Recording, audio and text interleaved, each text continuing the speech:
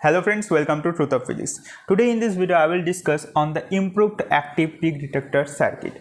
Previously I have made two videos on how can you make a peak detector circuit and what were the drawbacks of that circuit and how can you improve that circuit. So the link of those videos I will give in the description box. Now in that video I have discussed that this was our last peak detector circuit, active peak detector circuit. Now these have some drawbacks. What are those? Number one is as here the op-amp is used, so naturally there is an op-amp slew rate problem that I have discussed in that video. So and number two is the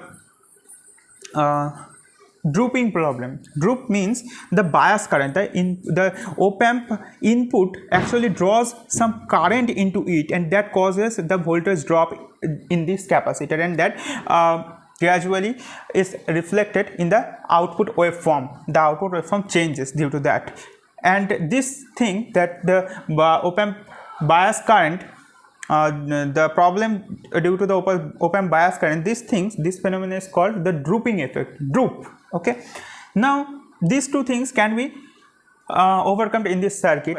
Now the first drawback can be overcome with this circuit, improved circuit. How? Let us understand its behavior or its activity, how it is working. So first, whenever the V input is greater than 0, then what happens? Then the V input is greater than 0, that means this voltage will be greater than 0, the op-amp output will be greater than 0. So here at this point the the output of this op-amp, here at this point the voltage is greater than 0, right? But this voltage is not to that voltage, because the feedback will operate after this, because first the op-amp output will give some current into this and then the feedback will be activated. But initially the feedback will not activated because the V is here positive, but here it is not that amount of positive. Okay, it is actually 0 volt in the initial state. Okay, so here it is positive, here in the N side of this PN junction diode it is positive and the P side is in 0. That means this diode will be open circuit, it will in reverse bias circuit, right? It will in reverse bias circuit, that means this will be opened. Okay, now this voltage, as it is greater than 0, it will on this diode, that means the capacitor will start to charge up. So the capacitor is charging and that will be reflected, that charge will be reflected by this follower circuit, op-amp follower circuit. Why? Because now this is in negative feedback loop, so this voltage will be just reflected here and that will be followed by here at V output. So now whenever the V output becomes here and this circuit is off, this is open circuit now, so this op-amp will start to feedback, right, in this way.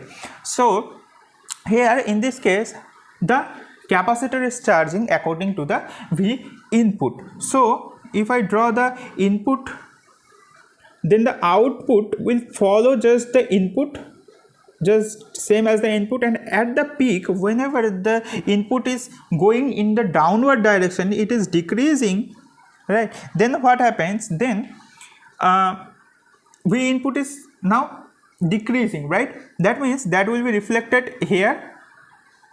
Now here at this point the voltage is lower than that of this point, right? So this diode, this PN junction diode will be activated now, so it will be in forward bias now, but here this diode will be in reverse bias because the voltage at this point is lower. Now it is lower, right? It is lower, so it will be reflected here, this voltage, and the capacitor, what was the capacitor here the voltage was our previous voltage, that is the voltage at the peak, and this point voltage is greater than this point voltage, you can easily see. So here it is greater than here this voltage is greater than this voltage, that means this diode will now be reverse bias, that means this total circuit will be off. This is just cut off from this circuit. This circuit this circuit is now cut off from this circuit. It will work alone and it will work alone. That means now this capacitor is disconnected from the circuit. That means this capacitor will try to discharge itself with this passing the current in this way, but that will not happen because of the op-amp. The op-amp will not allow this current into to go inside the op-amp. Okay, the current cannot go inside the op-amp circuit, so the current will not go inside. That means the charges at the two plates of the capacitor as well as the voltage at the voltage across the capacitor will remain constant. That means it will be like this. The graph will be like this, the output graph.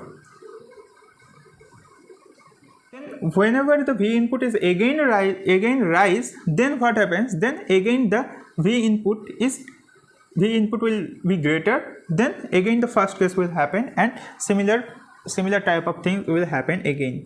It will just trace the peak, and then again it will just be constant, and then again it will start to trace the peak. Okay, now you can easily understand here that in this case the problem was due to the slew rate, that whenever in this region the op-amp was in negative saturation because the feedback was not working. So the op-amp was working as a comparator and it was in the negative saturation voltage here, and whenever the V input is again rising, then the op-amp output has to raise back from the negative voltage to this positive voltage. So that requires some time, and that actually reflected in the waveform, output waveform. Now here in this case it is not happening, because in the negative cycle, or in this cycle, not negative cycle, in this cycle, in this period of time, what is happening? In this period of time, this part is cut off and this is working alone. That means V input is reflected here at this point, as the feedback is now working in this circuit. The feedback is now working, whereas in this case the feedback was not working. It was acting like a comparator in this period of time. But in this period of time here, it will not work as a comparator. It will work. Its feedback will work. That so if I draw the voltage of this point now, suppose this is suppose Vx. The voltage at this point is Vx. Okay. Then if I draw that graph, then it will be just similar like this. It will just trace like this. Unlike here, the graph for this case, the graph will be like this, right? This is the input. The voltage at this point will be like this. Here at this point it will be like this, because it is working as a comparator, so it is negative voltage. But here it is not negative, it will just follow as the input voltage, and whenever the peak will again rise, the voltage V input is again rising, then it will start to work again. So it have to, then what happens? Then this circuit will be open circuited, and the voltage, this voltage have to just come to this voltage was at here at point previously, and whenever the input is again rising, it will just follow like this. But here it was not happening. When here it has to, the output, this point voltage have to raise back from this point to this point, from this point to this point. That means it take time, but here it will not take time, because it is already situated at this point. In this period of time, here it is situated at this point, so it will have not to worry so much. It will just follow like this, and it needs no time. Means the time taken to go from here and here will be just very negligible. Okay, so here the slew rate problem will not arise, and that is the modification of this circuit to this circuit. Now the second modification, second improvement is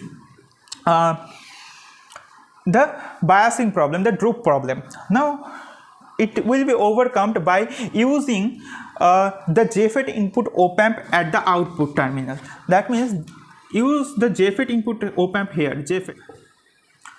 What are the advantage of JFET input op-amp? JFET input op-amp have very low bias current, in the, I think in the pico range. picoampere range, it is bias current. Okay, so as the bias current is very much negligible than the normal op-amp, okay, so here the discharging of this capacitor is very minimum. That means the chance of voltage drop of this capacitor by the bias current of this op-amp will be very negligible, because the bias current is itself very negligible. So that thing is also overcome by this circuit. Okay, so this is the improved version of an active peak detector circuit. So I think that you have understood the concepts. So share this video with your friends. Take care of yourself. Thanks for watching.